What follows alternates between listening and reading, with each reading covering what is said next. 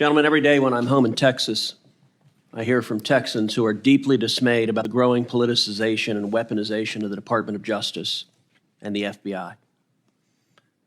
If you are not, every one of you should be deeply concerned about the damage being done to the integrity of the institutions in which you operate. My office hears regularly from FBI agents and from assistant U.S. attorneys who are likewise concerned about the politicization and weaponization of the Department of Justice and the FBI, and this is profoundly damaging to the rule of law in our nation. Last month, a whistleblower brought to light the existence in the FBI of a report, an FD 1023, in which the informant alleges that President Biden and his family members engaged in a $5 million bribery scheme during his time as vice president.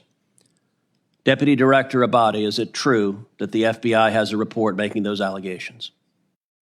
I'm not going to comment on that, Senator. And why is that? I'm just not going to comment on information we received, investigations. Do you owe an obligation to the American people to be candid about evidence of corruption by the President of the United States?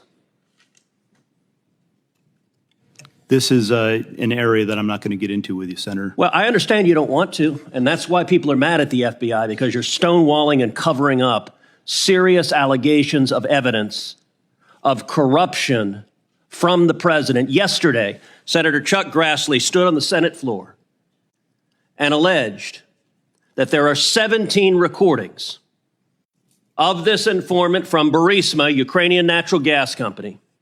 15 of them are recordings, voice recordings of him talking to Hunter Biden. 2 of them are voice recordings of him talking to Joe Biden. Deputy Director Abate, does the FBI have 17 voice recordings laying out evidence of a bribery scheme? Senator, I would add also that we've worked with the House Oversight Committee. Yeah, this is the Senate. We're the other side of the Capitol. This is the Senate. Do you have those 17 recordings? I'm not going to comment on any investigative matters, Senator. See, that's the problem. The FBI, and I've had this conversation with Chris Wray too, this is why you are damaging the institution. The American people have a right to know whether there is serious, credible evidence that the President of the United States took a $5 million bribe. And by the way, if it's false, Chairman Durbin just rolled his eyes.